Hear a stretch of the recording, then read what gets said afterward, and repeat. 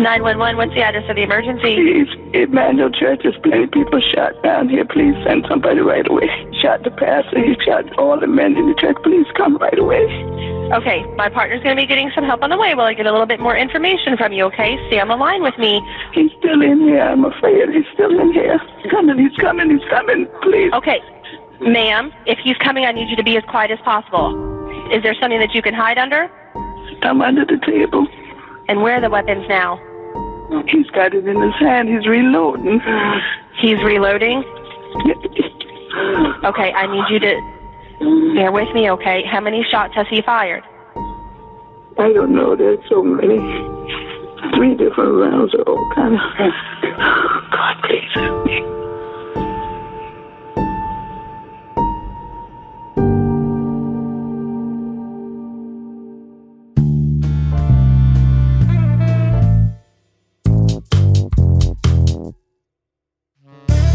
Hello and welcome to I Could Murder a Podcast, episode number 13 of Series 8, and I'm here, and across from me is the brook babbling, barn burning, backstreet broomstick bloodying Ben Carter. I see what we're doing. I see you're alphabetizing your alliteration. That's very cool.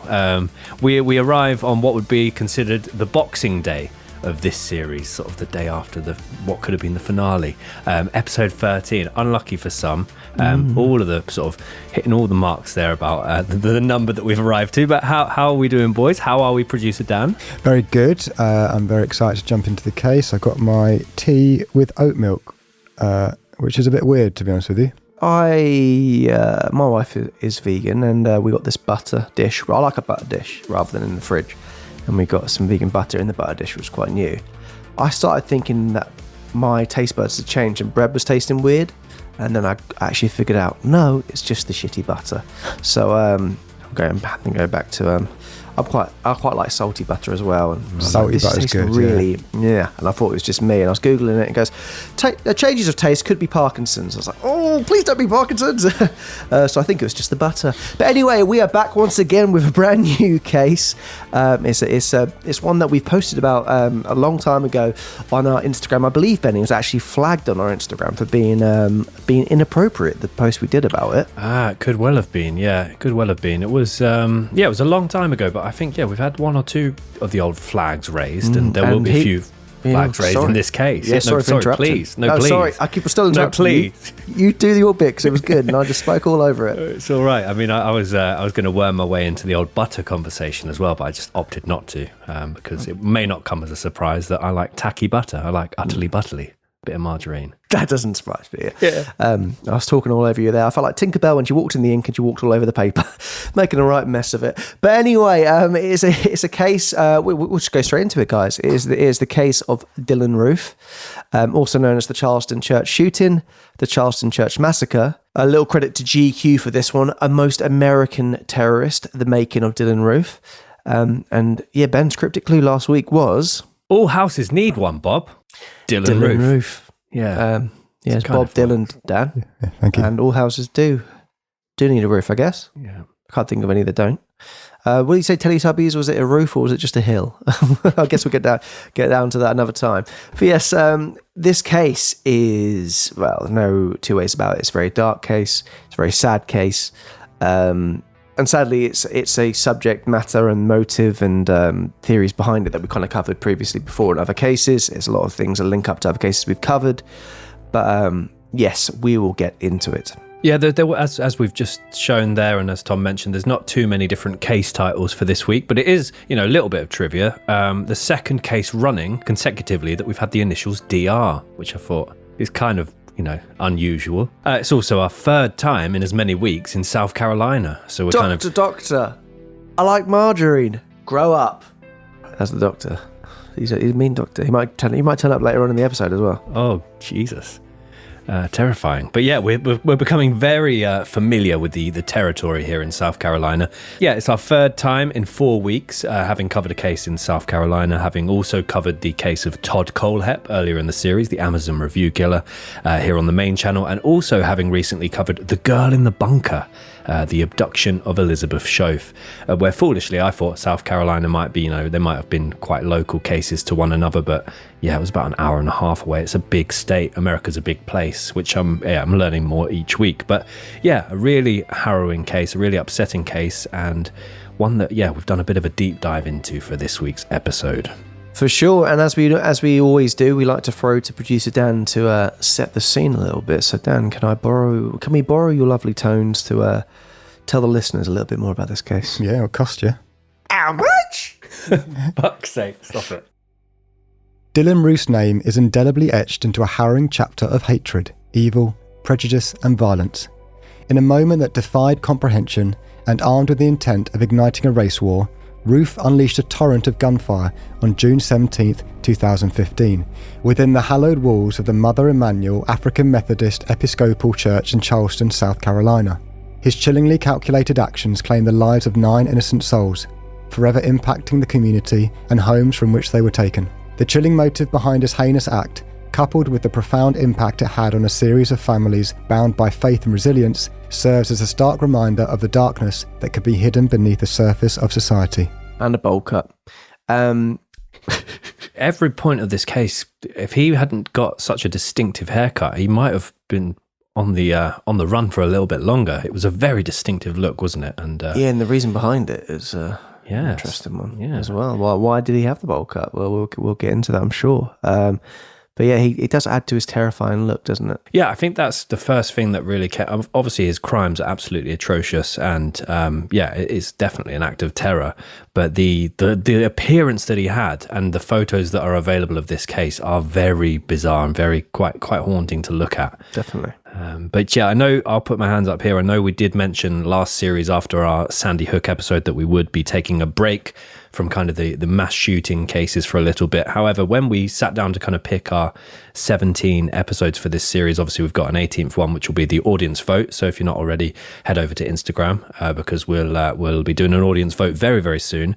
But when we looked into this case, I thought there would be a ton of other bits of content, documentaries, podcasts out there about it, but there's very, very few, which I found quite surprising. So from that side of things, we kind of wanted to do a bit of a deep dive and be able to shine more of a light on this tragedy and see exactly how it came to happen and how his master plan failed his broader mission in igniting his race war that he wanted to be the sparking point of. Fortunately, he completely failed in that mission. But yeah, really tragic case, really upsetting one.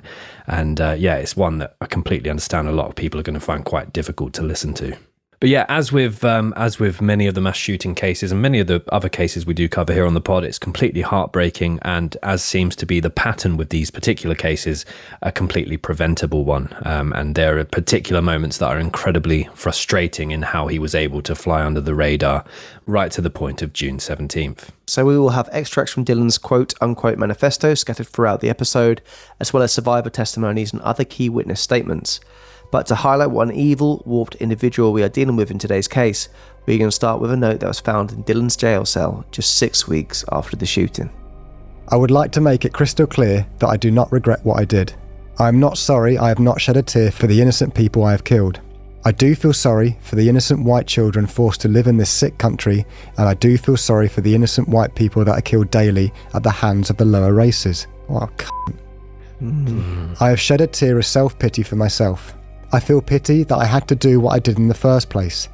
I feel pity that I had to give up my life because of a situation that should never have existed.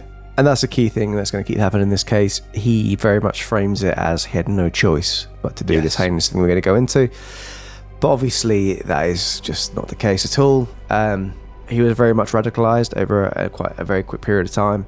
And in his mind, perhaps he thought that he had to do it and act upon it. But yes, we'll dissect that throughout the case. So a warning that we'll obviously be quoting directly from content which does include various offensive racial slurs.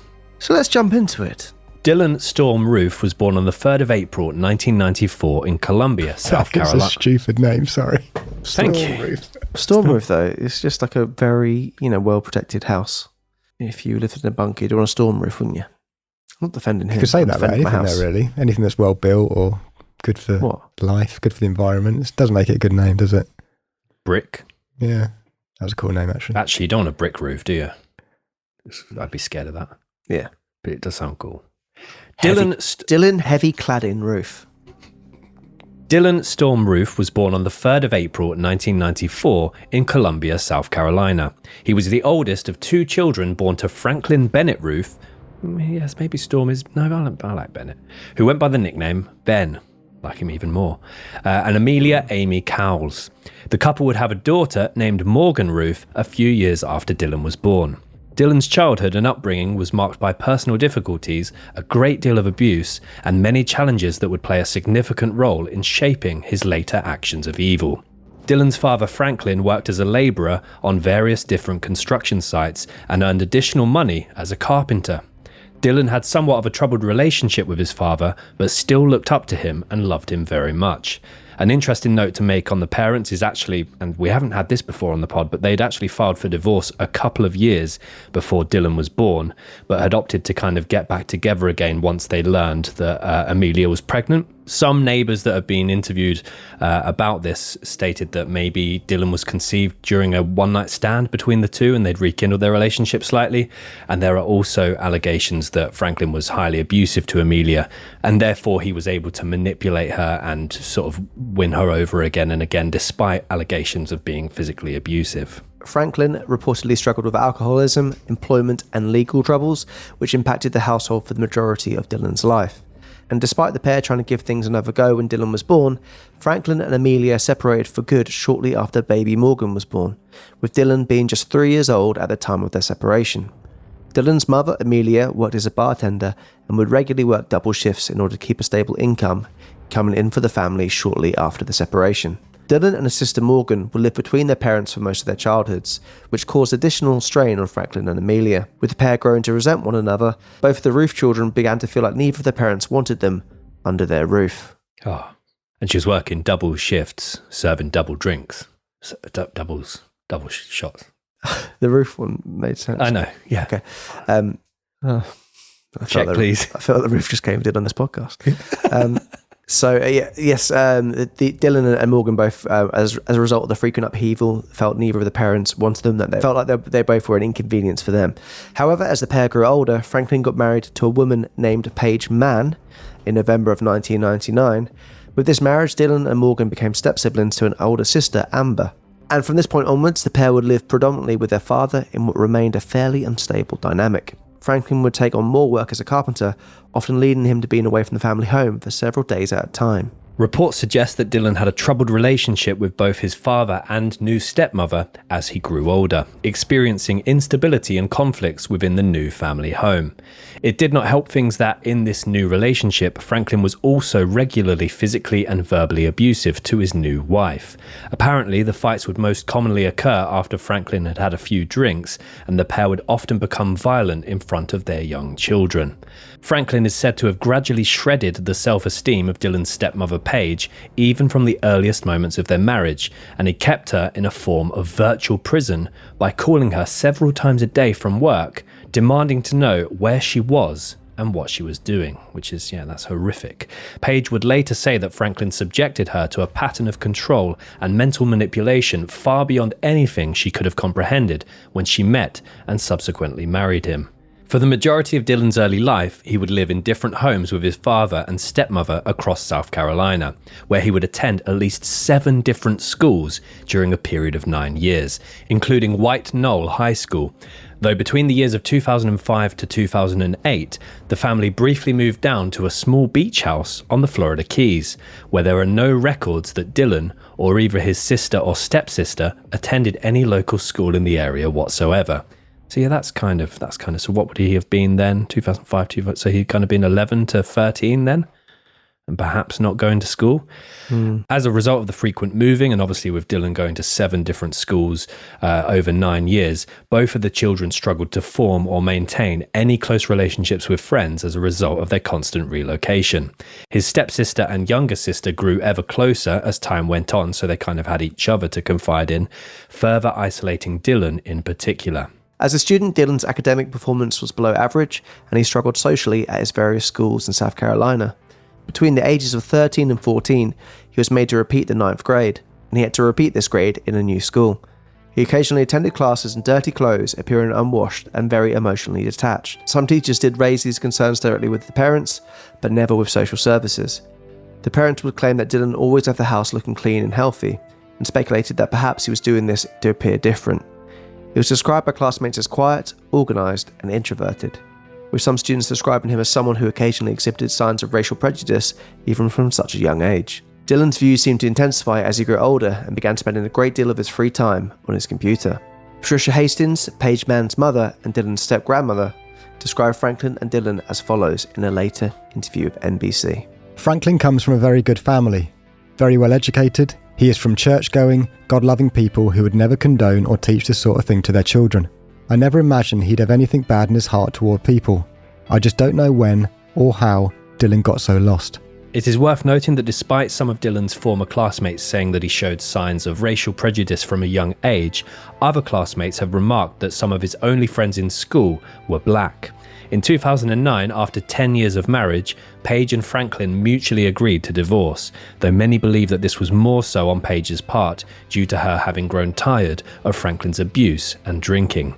In an affidavit that was filed by Paige as part of her divorce proceedings, she went on to state that the divorce was due to Franklin having struck her multiple times. She described her at the time 15-year-old stepson Dylann as follows. I basically raised him while his father was away with work for 4 days at a time, each week. He was a very sweet kid who grew into a painfully shy loner. Despite what you might read or hear, he was very smart. Too smart. He would even get bored in advanced classes at school. He was locked in his room looking up bad stuff on his computer. Something on the computer drew him in. This is the internet evil. He would fixate on things. His dad tried to help him. His mother tried to help him. We all really tried to help him. At around the same age, his stepmother Paige also stated that Dylann developed some obsessive tendencies, displaying numerous signs of OCD in his teenage years, including germophobia and becoming fascinated by his own appearance, insisting on his now infamous bowl-cut hairstyle as well as the very specific articles of clothing. He would also insist on his room being kept immaculately clean and not allowing anybody to enter the room without permission. So talking about Dylann's infamous haircut, apparently the reason he went for it was because he felt like he had an odd-shaped head. And it was a way to hide people from seeing it, so he was very conscious about the shape of his head, so he went for the bowl cut. Interesting. Which I had a bowl cut when I was little, but I don't think that's the reason my mum said have a bowl cut, because you've got a weird shaped head. But it's very Clockwork Orangey, his appearance. At this point, it could be considered that Dylann was attempting to become the man of the house, whilst his father was so often away from home with work. Perhaps at the request of his stepmother, he also enrolled in his local evangelical Lutheran congregation, though there is no record as to whether or not he attended any events or the church itself. The following year, in 2010, 16-year-old Dylann dropped out of school entirely. He began working odd jobs, mowing people's lawns, and doing odd bits of landscape gardening. So, very green-thumbed, I guess. What are you smiling at, Dan? I just thought you were going to come to me. You're going to throw it to me. Your head isn't that oddly shaped, is it? You wear a lot of hats, but... Well, that's why I wear them. Okay. Good. Little cone head. But also started developing an interest in marijuana, alcohol and video games. And he would apparently work just enough in order to be able to fund his habits and then retreat to his bedroom for days at a time. This cycle would continue for the next couple of years. Dylann had already been warned about drugs at the age of 14 when he was caught trying to buy marijuana in the middle of school. I sound so white, I keep saying marijuana. Weed. He wanted some dank stuff. Ooh. God, just let him have it. He's 14. Actually, don't let him have it. Anytime his father Franklin returned home from work, he would berate Dylann's lack of motivation and lack of prospects to the point that it almost become physical. Each time this happened, Dylann would go and stay with his biological mother, Amelia, in nearby Hopkins, Richland County. So yeah, I have a theory on this little cycle that he's indulging in. So he obviously works enough to get a couple $100 saved up, and then he'll use that to obviously go out and buy some drugs, alcohol, maybe some snacks, and some hungries when he gets the munchies. And maybe a couple video games. And then he would obviously retreat into his bedroom for days at a time. If his dad is away from the family home for 4 days at a time, I reckon it's those 4 days that he's in his little nest, and then he's working when his dad's home, because I think they've got an odd relationship. And I don't think he would perhaps behave like that if his father was at home, because he was a very stern disciplinarian. We've covered a lot of stern disciplinarians recently, but religious, stern, It's ticking the boxes. Yeah, so that's my theory. I reckon they were sort of working the same sort of schedules. No, opposite schedules, sorry. Over his remaining teenage years, Dylann would live between his mother and father's homes in Hopkins and downtown Columbia, respectively. But he would also occasionally live in a ranch-style home known as Peaceful Acres in Eastover, South Carolina, which was owned by the mother of a former friend from middle school, Danny Beard.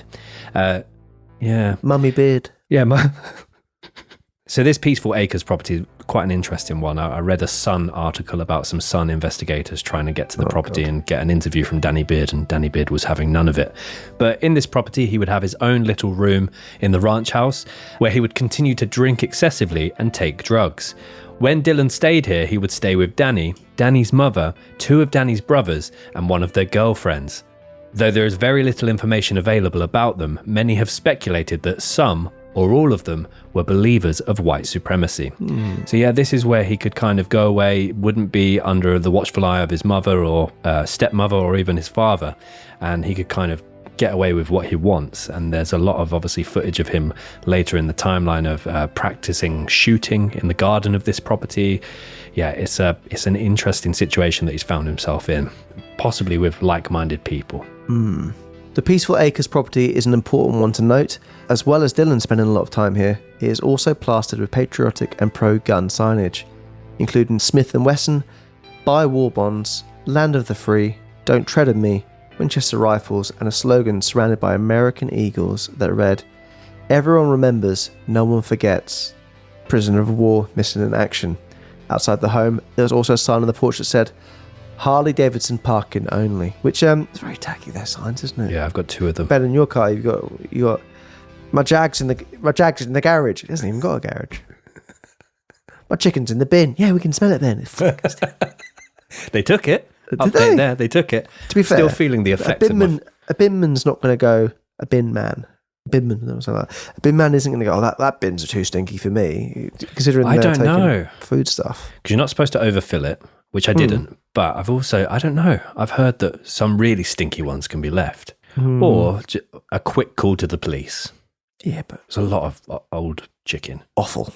Yes. During this time, and perhaps during his stay at the property, Dylann became increasingly more influenced by white supremacist ideologies and racist neo-Nazi beliefs.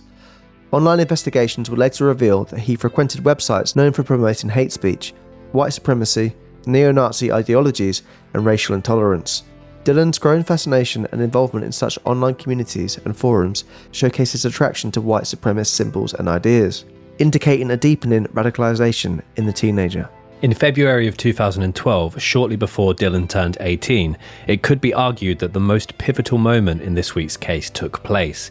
So during the late evening of February 26, 2012, 17-year-old African-American Trayvon Martin was walking through the gated community of Twin Lakes in Sanford, Florida. Now, Trayvon was in this area because his father's girlfriend had a townhouse there, and him as well as his father were staying together with her. Now, debate has since raged on about how and why the following events unfolded, but Trayvon was observed by a seemingly very, very busy member of the local neighborhood watch, George Zimmerman.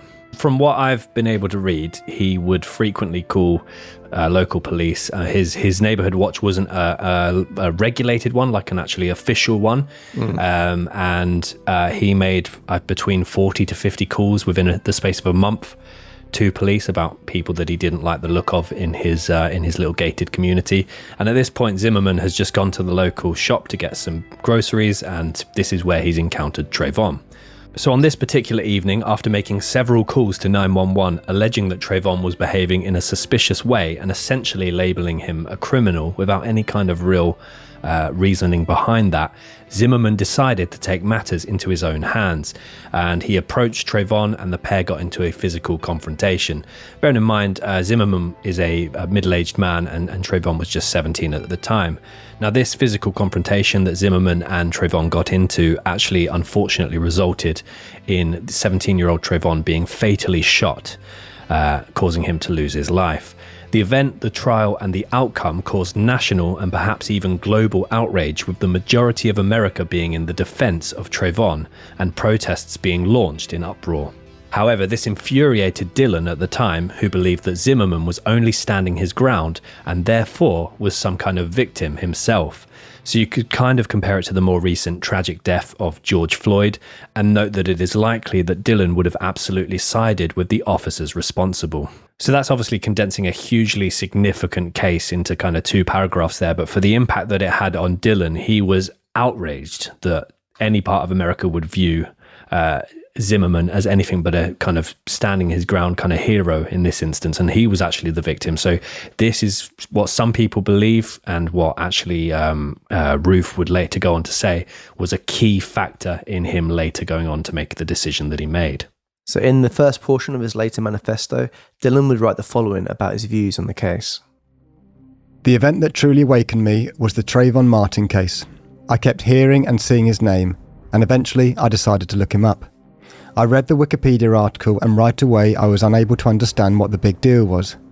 It was obvious that Zimmerman was in the right, but more importantly, this prompted me to type in the words black on white crime into Google, and I have never been the same since that day. The first website I came to was the Council of Conservative Citizens. There were pages upon pages of these brutal black on white murders. I was in disbelief. At this moment, I realised that something was very wrong. How could the news be blowing up the Trayvon Martin case while hundreds of these black and white murders got ignored? The following year, Dylann's uncle Carson Cowles, who was his biological mother's brother, began to notice a huge change in his now 19-year-old nephew's attitude and behaviours. Carson apparently expressed concern to both his sister as well as Franklin, stating the following. He was 19. He was a man. Dylann still didn't have a job, a driver's licence or anything like that, and he just stayed in his room a lot of the time. I tried to mentor him and take him under my wing, but he couldn't care less about me after Amelia and Franklin separated. He cut off all contact at around this time and didn't even respond to a wedding invite when his own mother finally planned to remarry. As he entered his early 20s, Dylann's behaviour continued to escalate, to the point that during a period of 3 months, he would have just as many interactions with local police, including 2 arrests and 1 lengthy investigation. On the 28th of February 2015, Dylann entered the Columbiana Center, which is a large 1-story indoor shopping mall in Columbia, South Carolina. Dylann did so dressed in all black, with dark black glasses covering his eyes. Very Matrixy. It's very Matrixy, yeah. We imagine it was very the Matrixy kind of style. Once he entered, it is alleged that Dylann began asking several different employees within the mall a series of unsettling questions, including whether or not they would like to try some new technology drug, as well as asking them about their beliefs in culture and society. Matrixy, I don't know what Matrix is. Leather. I would say that's kind of Matrixy. Leather jacket's a Matrix, mate. Oh. Yeah, kind of Matrixy. Got the leather gloves. Matrixy if your mum dressed you. Yeah, all right, we'll go with that. Including whether or not they would like to try some new technology drug, so maybe Matrixy, the red or blue pill, as well as asking them about their beliefs in culture and society. He would also apparently ask people what their favourite colour was. Yeah, strange. I don't know, I can't see colours. Hey, that's offensive. This behaviour was reported to mall security, who then called the police, who apprehended Dylann around 15 minutes later. When they detained Dylann, he gave them permission to search him, with officers expecting to find some form of concealed weapon. Instead, they found several strips of Suboxone, which is a prescription medication used to treat the disorder of opioid use, and is very commonly sold illegally between drug dealers for therapeutic use rather than recreational use. As Dylann did not have any kind of valid prescription for the drug, he was arrested for a misdemeanor charge of drug possession, and was subsequently banned from the Columbiana Center shopping mall for a year. The following month, on the 13th of March 2015, Dylann was investigated for sitting in his parked car near a large park in downtown Columbia. He sat in his car alone for several hours, apparently without moving. Which is, that's quite spooky, isn't it? Very sort of... Maybe it's plugged into the Matrix. Yes, could well have been. He had been recognised due to his distinctive haircut by an off-duty police officer who had been involved with the questioning at the Columbiana Center. So he had been involved in looking into Dylann the previous month. The off-duty officer then called a colleague to look into what Dylann was doing, just sitting there for so long. a police officer arrived and questioned Dylann, who said that he was waiting for a friend. So the police officer obviously asked Dylann what was going on. He said he was waiting for a friend. The officer then asks to conduct a search of his vehicle. And the search revealed a forearm grip of an AR-15 semi-automatic rifle, as well as 6 unloaded 40-round magazines. But there was no AR-15 rifle to be found. So when the officer asked Dylann why he had all of these items but not the rifle, Dylann explained that he wanted to buy an AR-15 but could not afford one. So he just got the forearm grip and a number of bullets. As a result of this, he was let go, as it was not illegal for him to possess either the ammunition or the forearm grip in South Carolina. Fortunately, on this occasion as well, Dylann was never able to purchase the assault rifle, which you can only imagine the figures for this week's case would have been even more horrific had he have done so. On the 26th of April 2015, Dylann was arrested once again, this time for returning to and trespassing on the Columbiana Center shopping mall's grounds, which was in violation of the ban. This time, Dylann was dressed in much more vibrant colours, but was noticed due to his distinctive haircut. He had managed just under 2 months of his year-long ban. Ban was then extended for 3 additional years. It is not known what Dylann was doing or intending to do at the location. The very same month, Dylann purchased a Glock 41 pistol and several rounds of ammunition, keeping the weapon hidden from all his friends and family, allegedly with the exception of those at Peaceful Acres. So here's a horrible note. It will be revealed a month after Dylann's later crimes by then FBI Director James Comey that Dylann's first arrest, the one in February where he was found to be carrying several strips of Suboxone, was first written up by arresting officers as a felony, which would have essentially gone on his record and would have raised an inquiry on a weapons background check when Dylann later purchased his Glock pistol. Dylann's crime at the mall was actually legally a misdemeanor charge, and it was said that Dylann could potentially have been stopped from buying firearms under a law that barred, quote, unlawful users of or addicted to any controlled substance from purchasing or owning firearms. Director James Comey would later write and release a full statement on behalf of the FBI apologising for this human error. He opened his statement as follows. I believe the job of the FBI director is to be as transparent as possible with the American people, because we work for them. As you know, I try hard to explain our work to them, and I am also committed to explaining them when we make a mistake and what I intend to do about it. I'm here today to talk to you about a mistake in a matter of heartbreaking importance to all of us. Dylann Roof, the alleged killer of so many innocent people here at the Emanuel AME Church, should not have been allowed to purchase the gun he allegedly used that evening. Let me tell you what happened, as I understand it today. So essentially, the officer that then went to do the paperwork at the jail, if he had written the charge correctly as a misdemeanor rather than a felony, it would have stayed on Dylann's record and therefore prevented him from purchasing the Glock pistol that he would go on to use in the attack. So yeah, you can only imagine everybody's frustration and the amount of upset that of course caused, knowing that error led to Dylann obtaining a Glock pistol. By his late teenage years and early 20s, Dylann had reportedly become so enamored with the idea of perpetrating a violent attack targeting black people to the point that it was all he thought and spoke about to those who knew him. It's said that he wanted to incite a race war. On his 21st birthday, his father Franklin gifted Dylann a .45 caliber pistol, according to his uncle Carson.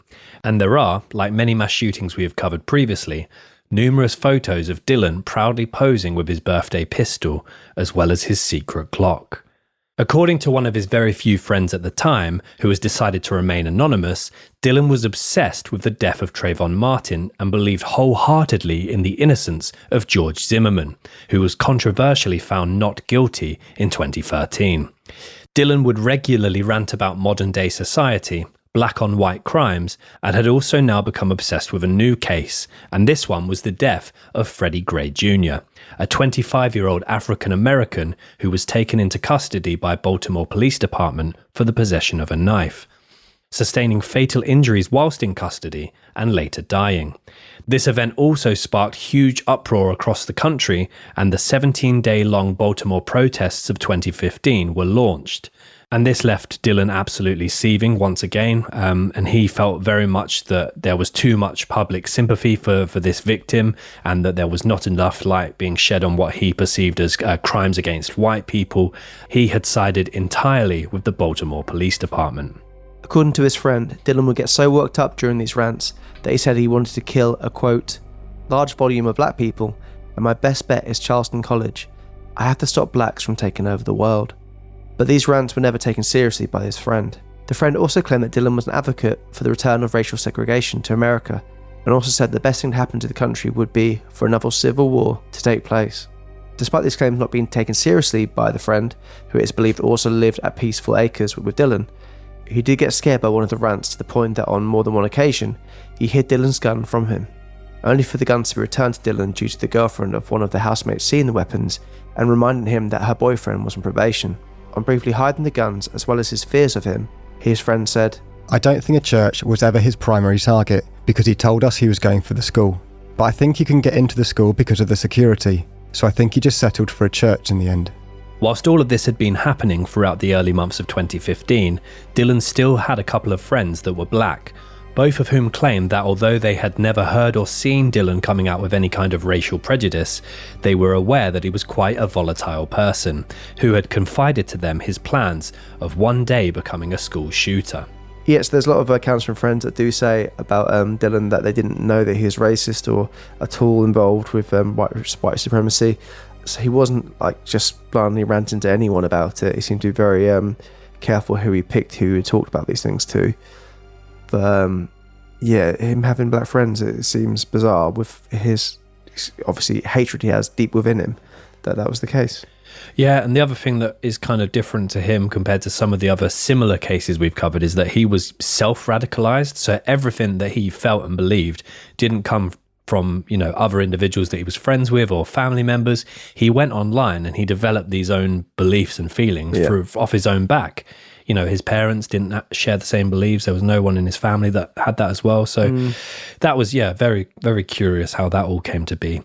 In February of the same year, Dylann launched his own website, lastrhodesian.com. Dylann used the site to store many photos of himself, as well as photos of his weapons and his manifesto.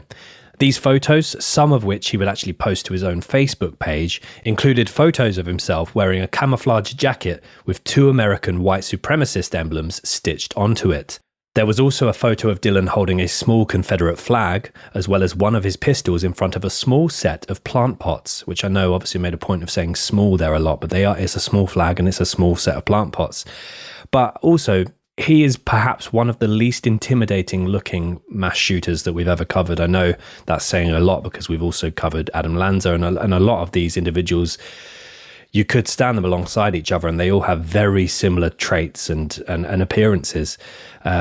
Small, skinny, white guys. But Dylann is, he's perhaps the least, I don't know what I obviously get that he's showing off his views in these photos, but I don't get, because he's kind of pulling what appears to be intimidating poses with his weapons out and sort of staring at the camera, burning the flags.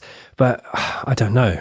Do you think he was planning? Obviously he's put them on his website, so he wants other people to eventually see them, but I don't understand.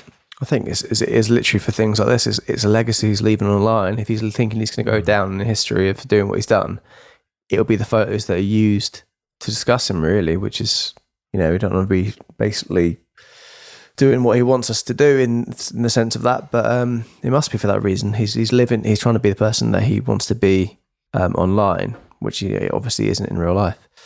There was also a photo of Dylann wearing a gold gym vest whilst burning the American flag. There are also multiple photos of Dylann posing on his car, which has a seemingly custom Confederate flag license plate. In one instance, he is wearing all black, topped up with a long black trench coat and leather gloves, as we discussed earlier, the kind of matrixy, kind of mum matrix mode, while saluting the camera. Many of the photos also included the neo-Nazi code number of 88, which is apparently code for Hail Hitler. Put me right off that number. You were born 78, weren't you? 89, you fucking, same as you. What? Was 88 your favourite number? 8 is my favourite number, and I don't mind 88. I didn't mind 88 until I did not know that was code. Did you? No, I'm 89, mate, so... Same. All right, mate. Dylann is believed to have taken all these photos by himself using a timer. A few months later... Pardon? Pathetic. What? He's a pathetic person. Not that there's anything For wrong that with people bit? No. All the things we've covered. All of it collectively. Oh, he has to take photos of himself by himself, does he? That's pathetic. No, all of it. The image he's trying to conjure, knowing that he sat there and got it all ready first and then set a timer. Oh, he infuriates me. Not just because of the timer, though, It for does seem like you've everything. picked a weird thing to be annoyed about. I saw a gap and I went in with my fury. Oh, you're not Eddie Hearn, mate. That's Oh, Frank go Warren. on then. It's Frank Warren, isn't it? Looks after Fury. A few months later, and Dylann brings to a close the first portion of his 2,444-word online manifesto, which is broken down into several different chapters titled Chapter number 1, Blacks, 2, Jews, 3, Hispanics, 4, East Asians, 5, Patriotism, and 6, An Explanation. Dylann also makes 2 separate lists of likely churches to target, as well as the list of his prospective target victims. He finishes with the following haunting final entry. I have no choice. I'm not in the position to, alone, go into the ghetto and fight. I chose Charleston because it is the most historic city in my state, and at one time had the highest ratio of blacks to whites in the country. We have no skinheads, no real KKK, no one doing anything but talking on the internet. Well, someone has to have the bravery to take it to the real world, and I guess that has to be me. See, as I mentioned earlier on, he's very much angling this as no one else is doing this, so I have to do this in order to push things forward. Meaning trying to put it as, he has no choice but to do this. According to web server logs, Roof's online manifesto, which was hosted on his own website, was last modified at 4:44 p.m. on June 17th, 2015, when Dylann wrote, "At the time of writing, I am in a great hurry." With hatred in his heart and his manifesto now concluded, Dylann leaves his room at the Peaceful Acres property and makes his way towards the Mother Emanuel AME Church. It is here that we move to the timeline of Dylann Roof, the Charleston church shooting. The morning of June 17th, 2015. A hot summer's morning in Charleston, South Carolina starts just like many others before it. It's Wednesday. Children play in the streets as they enjoy the beginning of their summer holidays, whilst many of the locals make their way to work. 9 families in the community said goodbye to one another that morning, not knowing that it would be the last time they saw their relatives and loved ones alive. Meanwhile, almost 100 miles away in Eastover, South Carolina, 21-year-old unemployed Dylann Roof remains in bed after what was a fairly sleepless night for him. He starts his day in the early afternoon, reviewing his 2 handguns and his series of stockpiled ammunition cartridges before concealing them within the passenger footwell of his black Hyundai Elantra. Within the footwell is also a handwritten list of mostly black churches in the state. In the middle of that list was the Mother Emanuel Church in Charleston. He wrote the following on a loose piece of paper that was also found in his car. Have lower IQs, lower impulse control, and higher testosterone levels in general. These 3 things alone are a recipe for violent behaviour, and I must curb that. Dylann, who had recently grown distant from his biological mother and had therefore spent most of 2015 living between his father's home and living with friends at the Peaceful Acres Ranch property, which was based in Eastover, Columbia, in a predominantly black neighbourhood. During this time, as we have mentioned, he had become increasingly radicalised with deeply entrenched views on white supremacism, neo-Nazi ideologies, racial segregation, and the belief that America was on the cusp of a race war. He writes the following on his website. Unfortunately, at the time of writing, I am in a great hurry, and some of my best thoughts, actually many of them, have had to be left out and lost forever. But I believe enough great white minds are out there already. I hate the sight of the American flag. Modern American patriotism is an absolute joke. People pretending like they have something to be proud of while white people are being murdered daily in the streets. After immersing himself heavily in a multitude of different online communities that shared the same belief, Dylann became self-radicalized by his time spent on the internet. Investigators believe that Dylann acted completely alone off of his own beliefs rather than adopting his white supremacist ideology through his personal associations or experiences with white supremacist groups or individuals or others. June 17, 2015, 6:13 p.m. After making the final entries to his manifesto, Dylann enters his car and makes the hour-and-a-half drive from Eastover to downtown Charleston. It is not entirely clear what Dylann does for the next 2 hours, but many suggest that it would not have been abnormal for Dylann to simply sit in his car on a nearby road and wait, as had been the case when police noticed him loitering in a car park earlier this year. 8:17 p.m. Church surveillance footage shows Dylann Roof parking up directly outside the front of the Mother Emanuel Church in Charleston, South Carolina, during a Wednesday evening Bible study session. The church, known as Mother Emanuel, has a rich history within the African American community and is an important symbol of civil rights and resilience. Dylann is seen getting out of the car before slowly and calmly approaching the building. He appears to be wearing a bum bag, or as the American users would say, a fanny pack wrapped around his waist. Nothing else but his appearance or demeanour seems to be out of the ordinary. He is wearing a grey jumper and grey jeans. He approaches the front door of the church, where he then attempts to push open the doors before realising that they are pull doors. Idiot. Yeah, I mean, he does look like one of the Three Stooges, to be fair. Once he enters the church, Dylann joins the evening Bible study group, sitting quietly with the participants for about an hour. This is an opportunity for him to observe the people he's about to target.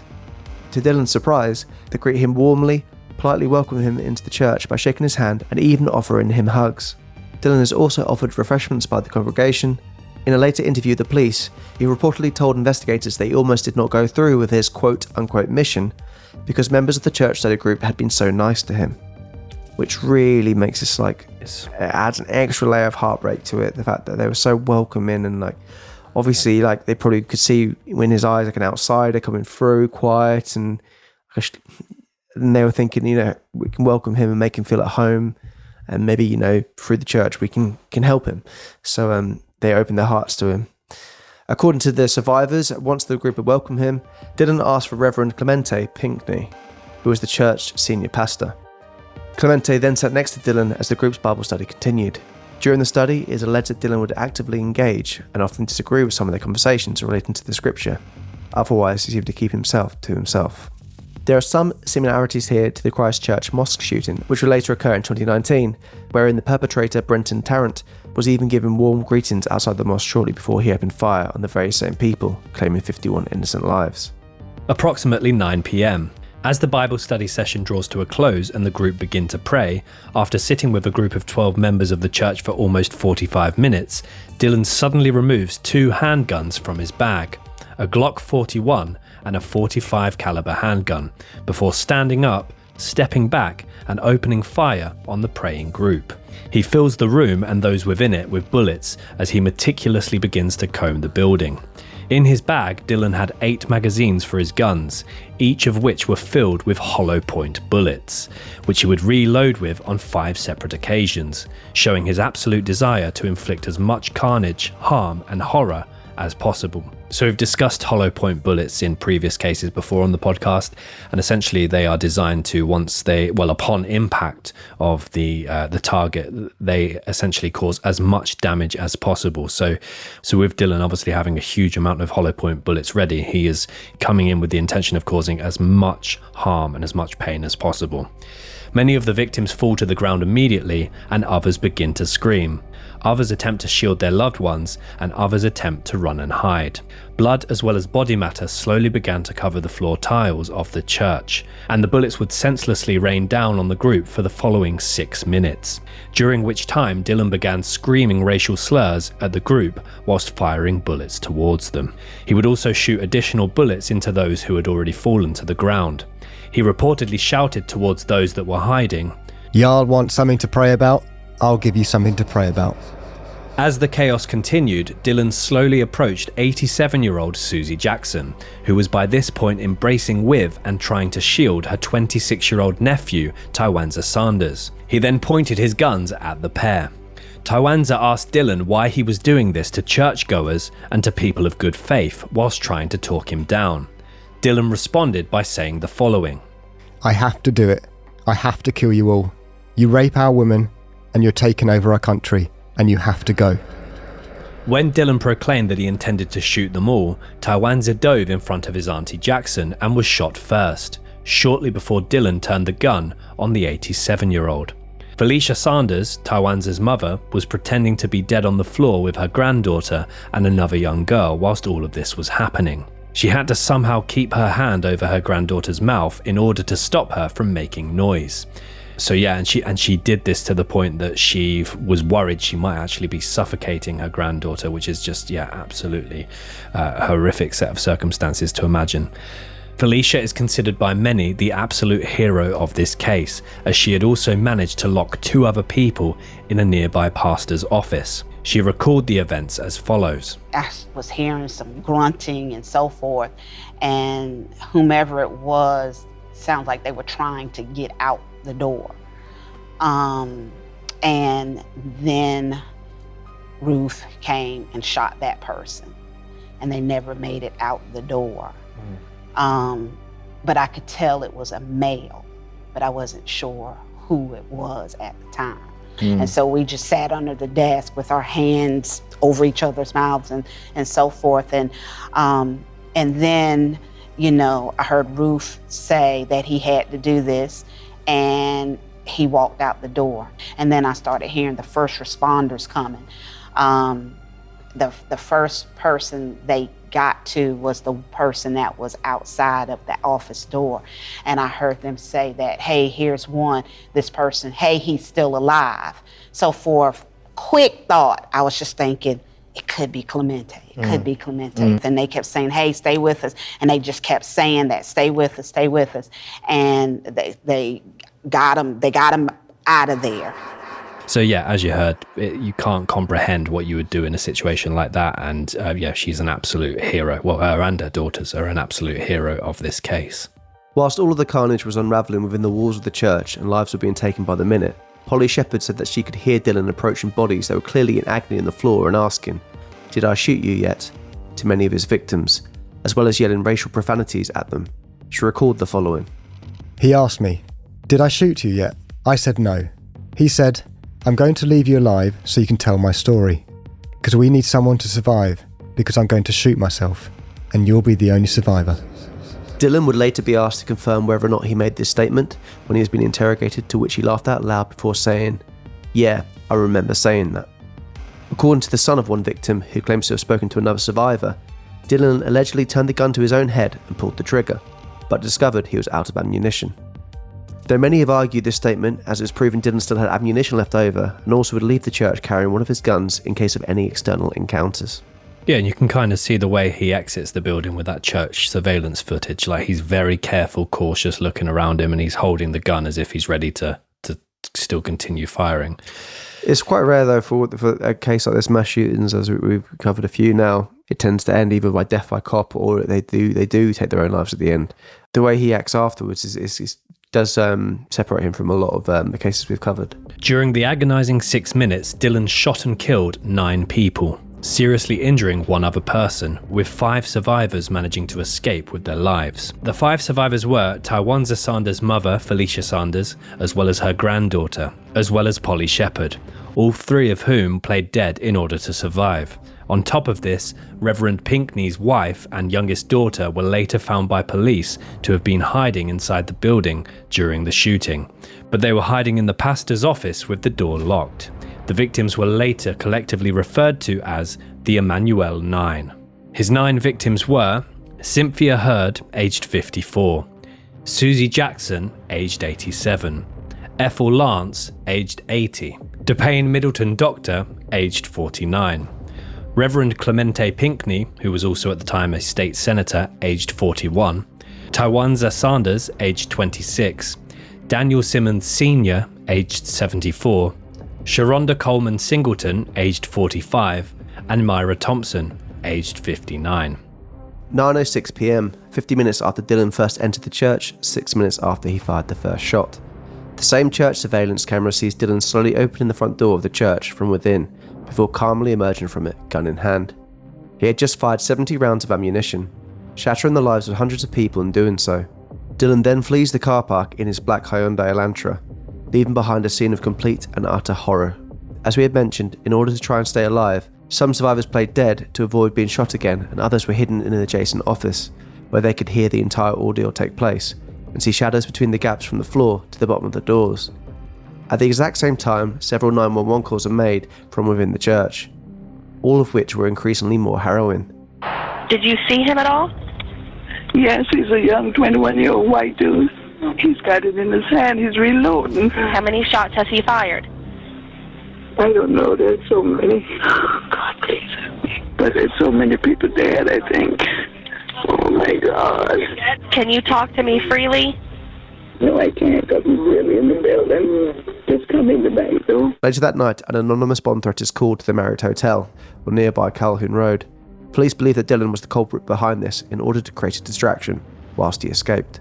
June 18th, 2015, so the following morning, based on a review of the church surveillance footage, subsequent license plate checks, as well as the descriptions provided to them by the 911 calls and survivors of the massacre, law enforcement officials identified Dylann Roof as the suspected shooter. Images of him from surveillance cameras are circulated by the media, and a nationwide manhunt is launched.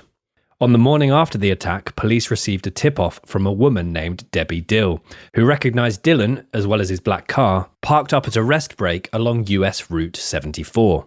She recalled seeing the security camera images taken at the church that were distributed on her local news station, and she felt certain that it was Dylann. She later said when interviewed, "I got closer and I saw that haircut. I was nervous. I had the worst feeling. Is that him or not him?" So yeah, I mean, there's a good chance Dylann might have been on the run for a bit longer if it was not for this lady. So straight away what she did was call her husband, who in turn stayed on the phone with her to reassure her and convinced her to start following him. He also then contacted the police whilst she was on the line. And Debbie Dill would actually follow Dylann in his car for the next 35 miles until she was certain that authorities were moving in for an arrest. Debbie Dill said the following in a later interview with CNN. "I was going to go back out onto 74 and see if I could catch up with him and at least get a tag number.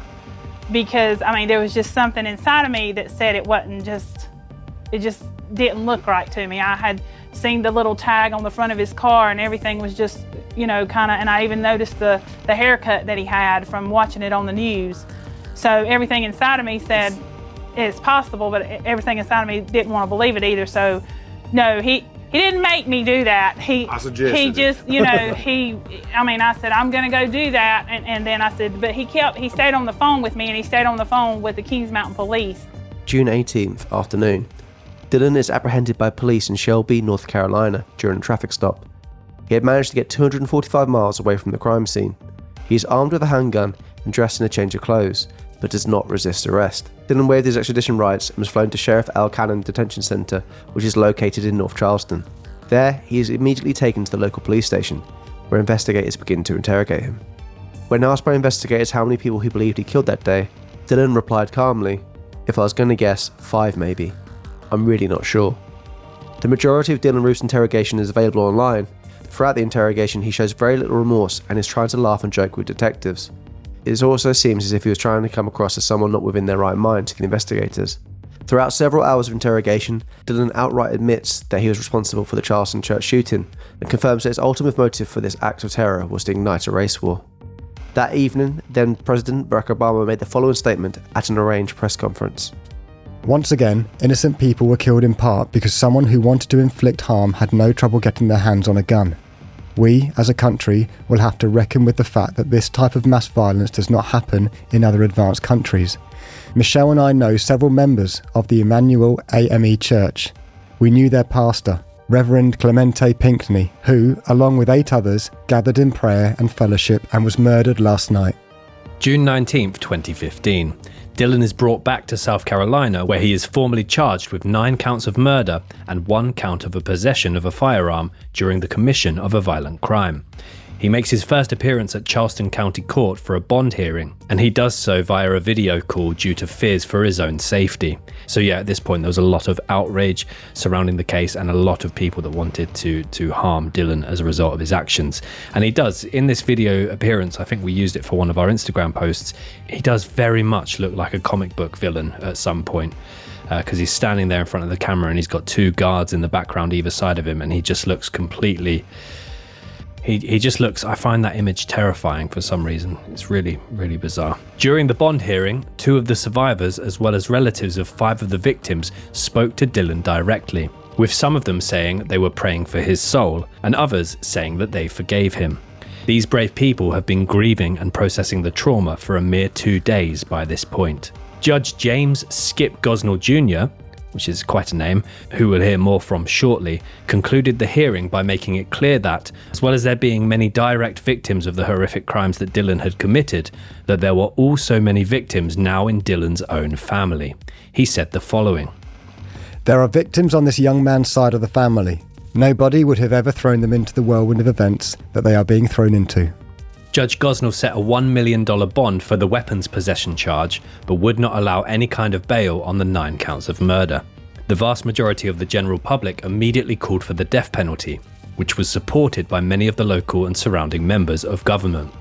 So an interesting note here, Donald Trump, who, as we heard in our Central Park 5 episode, was extremely vocal in his hatred towards the 5 black and Hispanic teenagers that he believed had committed the assault and rape of a jogger in Central Park, as well as he was made very clear his beliefs of what he felt the punishment should be. He had very little to say about this case. I couldn't really find a lot. The only thing I could find was when he was running for president a few years on from this crime, he would complain that he felt the press were being biased when he stated, "The media is biased because it didn't blame Obama for Dylann Roof killing black people," which is just the most unbelievable comment there from Trump. Politically, at the time, for those that are interested, Hillary Clinton supported the pursuing of the death penalty, whilst Bernie Sanders opposed it. The evening of June 19th, a prayer vigil is held outside of the Mother of Emanuel AME Church, drawing thousands of people from the community and beyond. Dylann's plan backfires as an entire nation mourns the loss of 9 innocent people, sharing their love and strength for one another, whilst Dylann is painted as a self-radicalised racist, villainous terrorist by the global news media. That was the thing with this case. I mean, like we find with a lot of crimes, when it happens to be a white guy, it doesn't often get called terrorism. It's described as lone wolf or these other terms, but this definitely was a terrorist attack. Dylann's mobile phone and computer were seized and subsequently analysed by the FBI.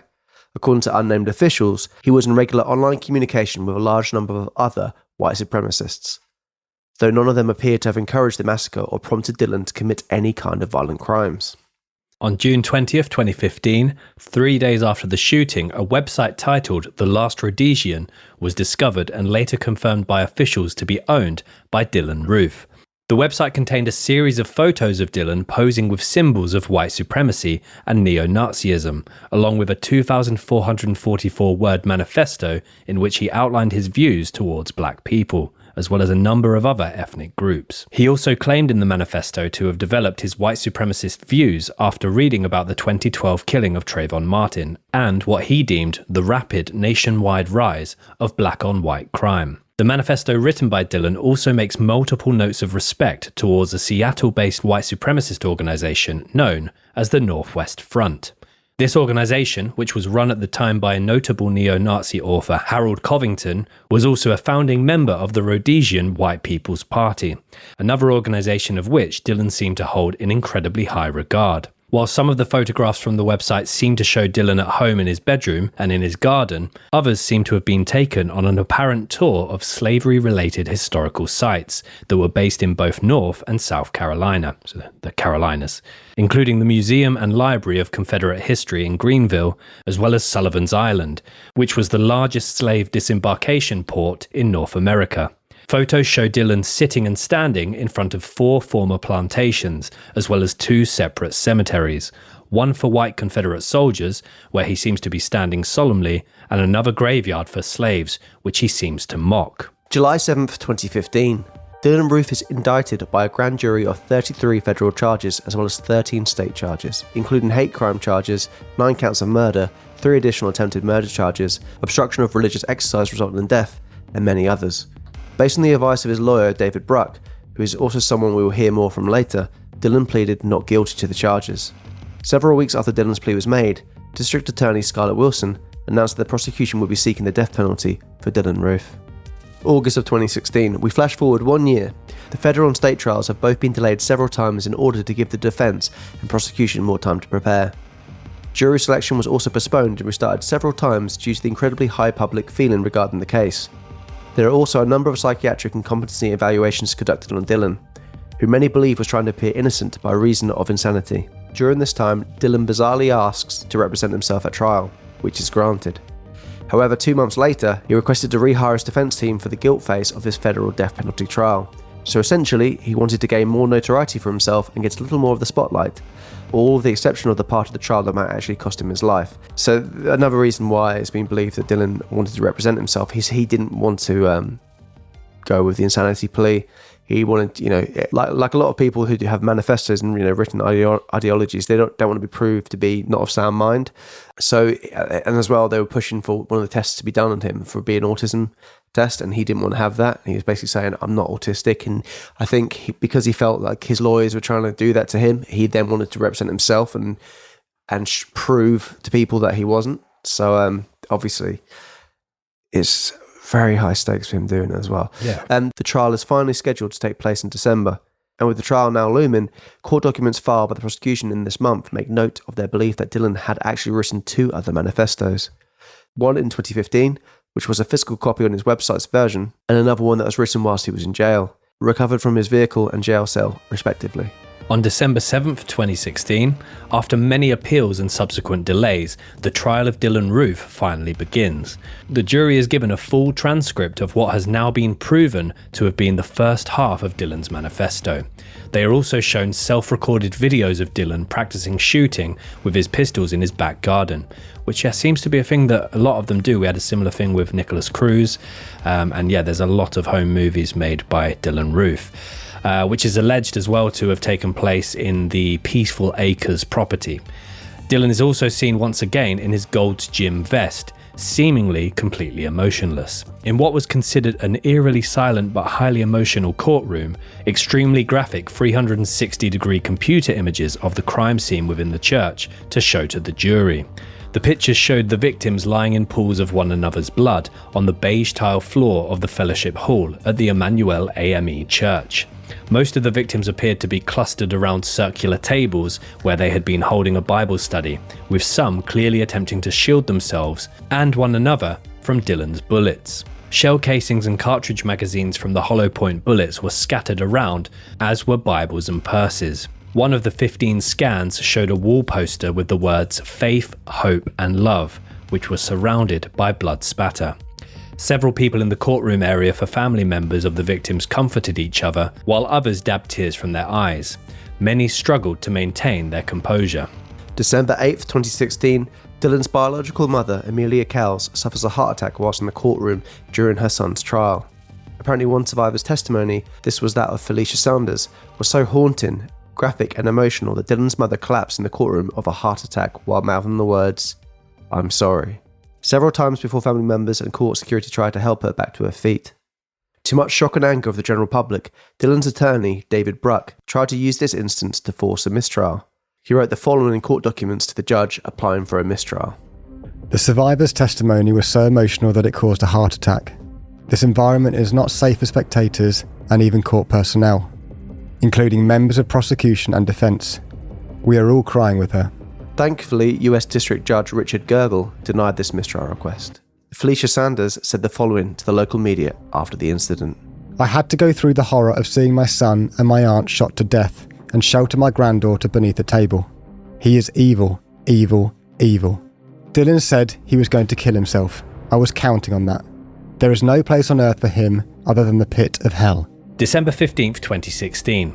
Dylann is found guilty and convicted in federal court of all 33 federal charges, including hate crimes put against him stemming from the shooting.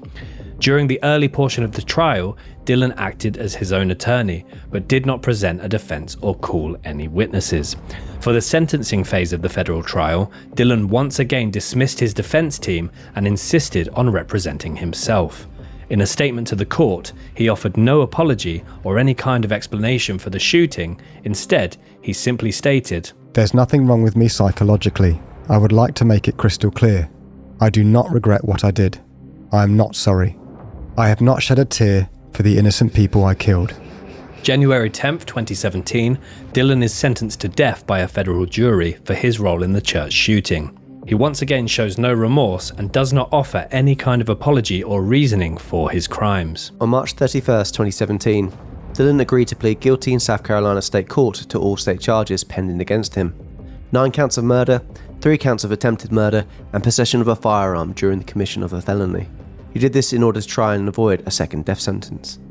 April 10th, 2017, in relation to the state charges, Dylann is subsequently sentenced to life in prison without the possibility of parole for the state charges. He is later formally sentenced to 9 consecutive sentences of life without parole after pleading guilty to state murder charges. At the time of recording this episode in the summer of 2023, Dylann has spent 6 years on death row at the United States Penitentiary, Terre Haute, which is in Indiana, the same location where the Oklahoma City bomber Timothy McVeigh was executed. So yes, we're going to go on to the aftermath now of the case. Yeah, so when I read this, I really couldn't believe this. So just 4 days after the massacre took place, the Mother Emanuel Church in Charleston surprised many when it reopened its doors. They reopened on Sunday the 21st of June to a queue of hundreds of people, and their first service was to commemorate and celebrate the lives of those lost. Reverend Norval Goff, the now presiding elder of the AME Church, said the following. "This is our house of worship. The doors of the church are open, praise be to God.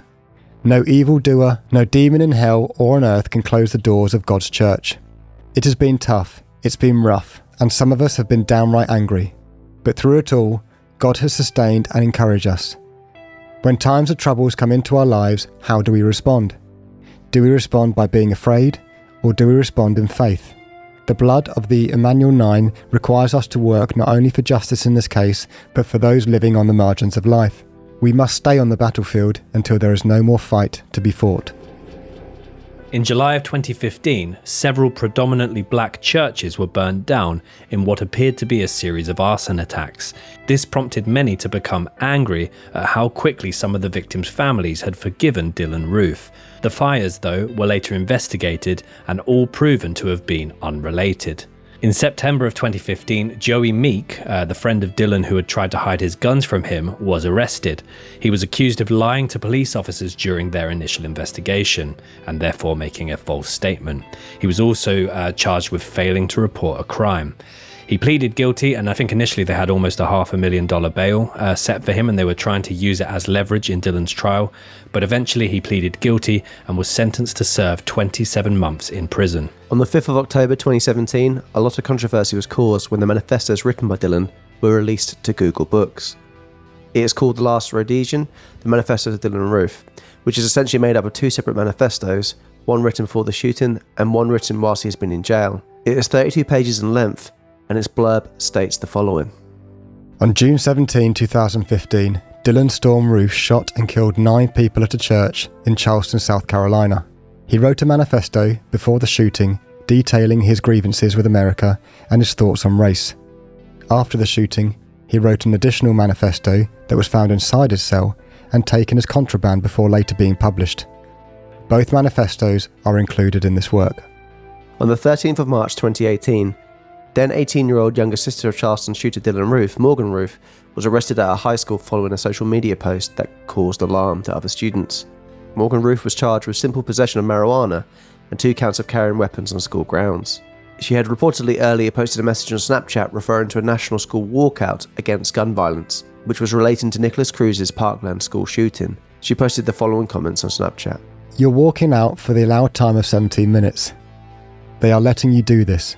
Nothing is going to change. What the fuck do you think it's going to do? I hope it's a trap and you'll get shot. We know it's fixing to be nothing, but black people walking out anyway." Morgan Roof was granted a $5,000 bond and ordered not to attend school while out. So now we move on to Charles Cotton, and this rattled me. A lawyer from Houston who was also a board member of the National Rifle Association. He horrifically tried to place the blame of the massacre at the hands of Reverend Pinckney, who had obviously died in the attack. He posted in an online forum that it was his fault for not allowing churchgoers to carry concealed weapons with them into the church, and essentially said if they had guns they would have been able to protect themselves against Dylann, and it's the Reverend's fault for not allowing them to take them into the church. His post was very quickly deleted as soon as it gained media attention. At the same time, Charles Cotton also criticised the effectiveness of gun-free zones, saying the following. "If we look at mass shootings that occur, most happen in gun-free zones." On the 24th of September 2017, an alleged retaliatory attack occurred. This was referred to as the Burnett Chapel shooting in Nashville, in which a black gunman named Emanuel Kadega Sampson claimed to have wanted to kill at least 10 white people. So obviously Dylann had killed 9 black people, and this was apparently his way of retaliating for Dylann's crimes. On this day, he killed 1 woman and injured 7 others before being apprehended by police. Dylann Roof allegedly inspired at least 2 other mass shooters, Peyton Gendron, who murdered 10 innocent people in 2022, and Ryan Palmiter, who murdered 3 innocent people this year in 2023. Both of them had Rhodesian flag patches. On a slightly more positive note, and you don't always hear about the ones that were prevented, just 3 days before we filmed this podcast, 38-year-old Jeffrey Harris from Ambridge, Pennsylvania, tried to enter a predominantly black church by pointing a shotgun at 2 women outside it. Fortunately, he was rushed and overpowered by a crowd before being arrested by police. He's currently being held in Beaver County Jail with a bail of just under $1 million. So that was the case of Dylann Roof, the Charleston church shooter. Yeah, an absolutely horrific one. And I'm surprised that there wasn't sort of more out there in terms of documentaries or other podcasts covering the case. I did find one podcast that I found this really made me really uncomfortable. They really celebrated Dylann Roof's biological mother having a heart attack, and they were kind of making a big piece about that and laughing and joking about it. But that's horrific. Yeah, I mean, yeah, it's the heart attack thing as well. That's just crazy in itself. In terms of like, she just slouched down, and people didn't know what she was doing. They what she couldn't hear what was being said in the courtroom, and it was more just kind of reacting to it. But yeah, it's a horrible case, and it's really scary to think that someone can just go on the internet in their own little world and kind of come out a completely different person and have such hatred towards people. And yeah, how easily people can be indoctrinated or radicalized is truly a horrific thing. Yeah, absolutely. And obviously at the time he's still on death row. Obviously we've covered a lot of cases where people have, the Darlie Routier last week, she's been on there, was it 26 years on death row? So we don't imagine, obviously, there'll be any developments in that case for a very, very long time now. But he's a particularly evil person, and ultimately his wider mission completely failed. But yeah, that was the case of Dylann Roof. We'll be back next week with another big episode. Would you like a cryptic clue for that one? Yeah. Get on the phone to the farmer. I need a new pair of jeans. Okay. I feel like that one you've actually properly thought about. But fair play to you. Cheers. I don't know if anyone actually has got any of the clues yet. And do let us know, guys, if you comment on any of the posts about this case, if you get the clue and you want to have a little guess. I'd be interested to see. And this week's case was every house needs one, Bob. So yeah, they're getting there. They are getting there. Yeah, slowly. But yeah. Yeah. But yes, thank you so much for listening to this week's episode, and don't forget to give us a little cheeky subscribe or follow on the audio platforms. A little review does more than you'll ever know. And if you can't wait for next week, we do have 127-ish minisodes over on the website www.icmap.co.uk. You get audio and visual over there, as well as gets cheeky little discounts on the online store. We have 5 more big cases to come for this series, including what will be the audience vote. And how we do the audience vote, we do one of these every series, and basically we'll do a post on Instagram, which is @CouldMurderAPod, and you guys can pick any case in the world. We have a very good feeling what you might pick, and then the top 2 that get the most suggestions on that particular post will go into a sort of head-to-head showdown, and the winner will be probably episode 16 or 17 of this series before our big finale. So yeah, be sure to give us a follow @CouldMurderAPod. We're also on Facebook, Twitter, Threads. We're all about you. We're all about you, definitely. I mean, Threads has been very much underutilized by me. I was going to be put on posting on it, and I don't know if Threads have seen its day already. I don't know if people dead in the water. Should be called Deads, am I right? Yeah. God. Wrong. Don't know if you just put a laughter track there, that'd be great. Yeah, we'll do. And yes, guys, like we always say, we say this all the time. Keep doing what you're doing. Well, I don't know. If you don't have to have a bowl cut if you've got a weirdly shaped head. You can have any style. Gangnam style. Just wear a hat. Yeah, just wear a hat. Embrace it. Get the tattoo hair, like I've said. It's the guy in Vegas. Well, I mean, that doesn't look sort of the shape of your head, is it? He had hair. If you get it really heavily tattooed in the dent. In the dent, okay. All right then. We'll see. Until next time. We'll see you later. See ya. Take care of yourself too.